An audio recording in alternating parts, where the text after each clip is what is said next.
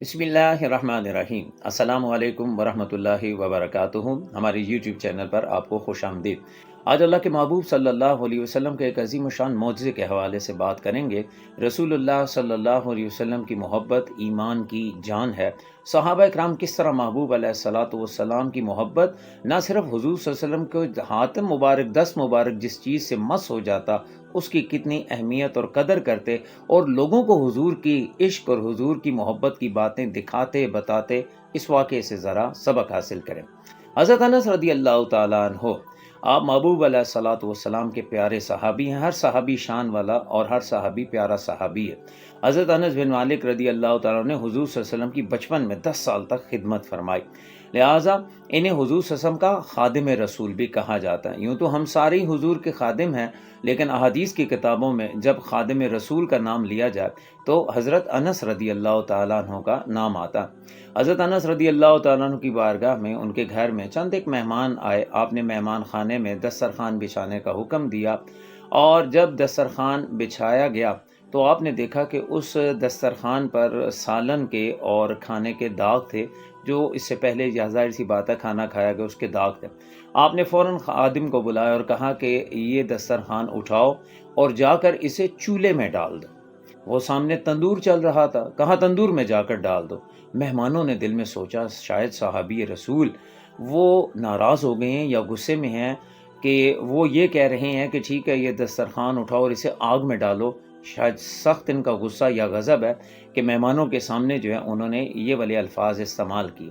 لیکن وہ حیران رہے کہ انہوں نے دیکھا کہ خادم آیا مسکراتا ہوا اور اس نے دسترخوان لپیٹا، اور لپیٹ کر واقعی جا کر اس نے تندور میں وہ دسترخوان ڈال دیا۔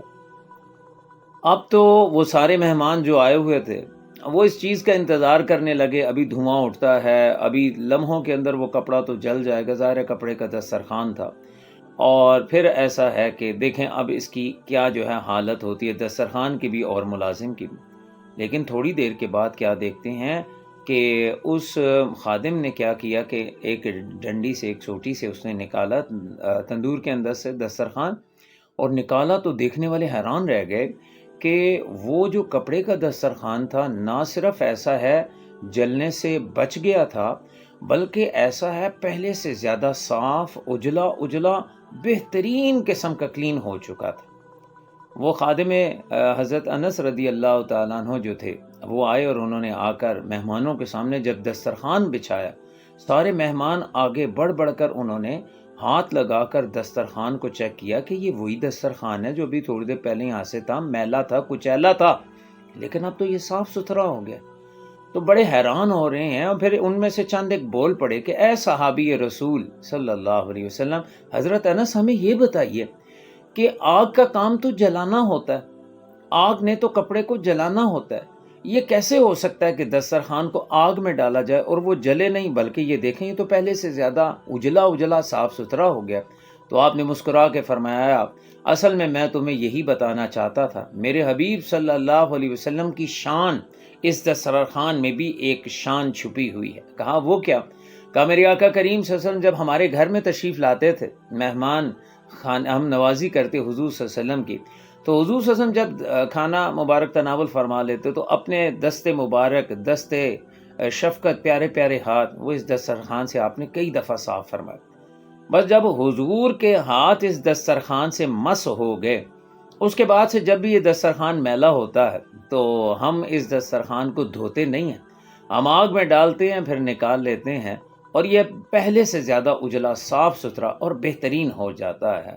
اللہ اکبر۔ مولانا رومی رحمۃ اللہ علیہ یہ حکایت بیان کرنے کے بعد کہتے ہیں، یہ واقعہ بیان کرنے کے بعد کہتے ہیں، اگر ایک کپڑے کے دسترخوان کو اللہ کے محبوب صلی اللہ علیہ وسلم کے گورے گورے ہاتھوں سے نسبت ہو جائے، حضور کے ہاتھ اس سے مس ہو جائے، حضور کے ہاتھوں کا لمس اس سے ہو جائے، چھو جائیں حضور کے ہاتھ جس کپڑے کو، اس کپڑے کو آگ نہیں چھو سکتی۔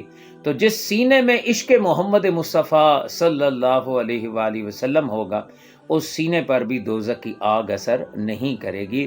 عشق سرکار کی ایک شمع جلا لو دل میں، عشق سرکار کی ایک شمع جلا لو دل میں، بعد مرنے کے لحد میں بھی اجالا ہوگا، زمیں میلی نہیں ہوتی زمن میلا نہیں ہوتا، محمد کے غلاموں کا کفن میلا نہیں ہوتا، محبت کملی والے سے وہ جذبہ ہے سنو لوگو، یہ جس من میں سما جائے وہ من میلا نہیں ہوتا۔ اللہ تعالیٰ ہمیں محبوب علیہ السلام کی محبت نصیب فرمائے، آمین۔